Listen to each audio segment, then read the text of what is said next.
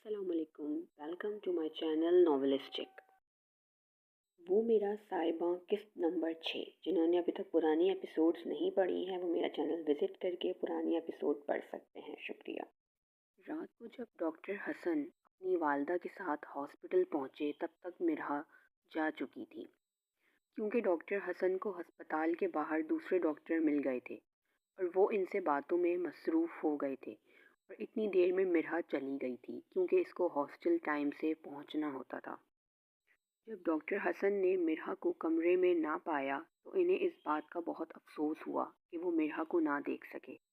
उन्होंने सोच लिया था कि वो अपनी ड्यूटी कल से मॉर्निंग में करवा लेंगे, क्योंकि रात को एक नर्स ड्यूटी पर होती थी। वो चाहते थे कि वो ज़्यादा से ज़्यादा मिरहा को देखें, इसको समझें, इसके साथ वक्त गुजारें।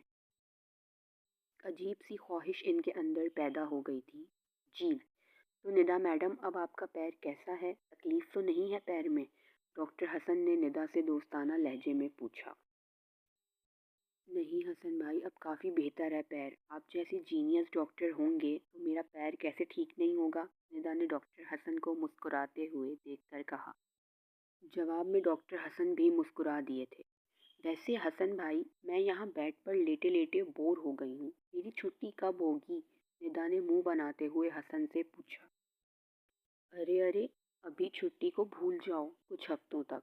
अभी तुम यहीं पर रहोगी जब तक तुम्हारा पैर कम्प्लीटली सही नहीं हो जाता। हसन ने इसको छेड़ते हुए कहा। क्या? कुछ हफ्ते और?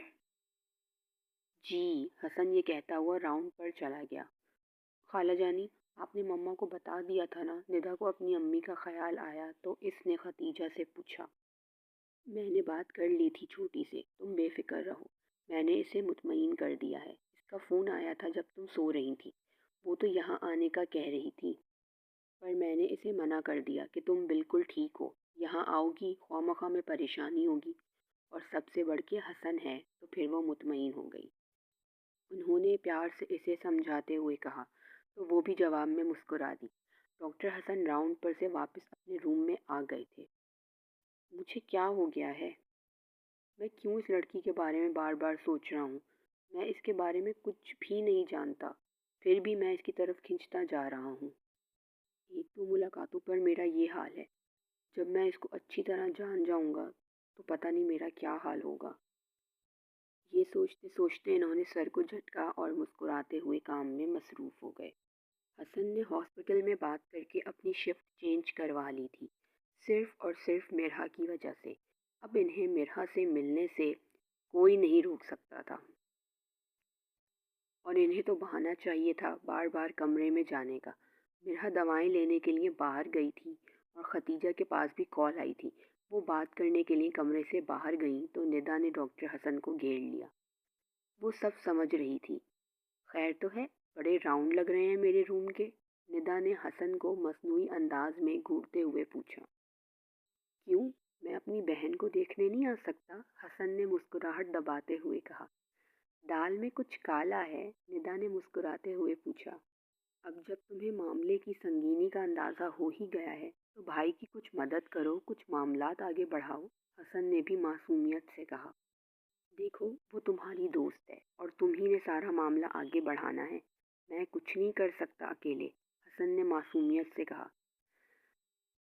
आज तो बड़े बड़े लोग हमसे मदद मांग रहे हैं, क्या बात है? वैसे इसके बदले में मुझे क्या मिलेगा? निदा को इसको छेड़ने में मज़ा आ रहा था। वो फौरन अपनी मतलब की बात पे आ गई। तुम कभी नहीं सुधरोगी। मैं समझ रहा था कि तुम भाई की मदद करोगी, पर तुम तो उल्टा अपना मुनाफा कमाने के चक्करों में हो। डॉक्टर हसन ने इसके सर पे हल्के से चपत लगा के कहा। इससे पहले कि निदा कुछ कहती मिरहा अंदर दाखिल हुई। तो ठीक है, रेस्ट करना और फिर देखते हैं कल क्या सिचुएशन होती है।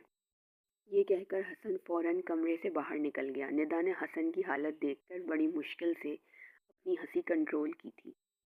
अगली एपिसोड बहुत जल्द। अगर आपको वीडियोस अच्छी लगें तो चैनल को लाइक करें, शेयर करें, सब्सक्राइब करें और बेल आइकन को प्रेस करना मत भूलिएगा। Thank you.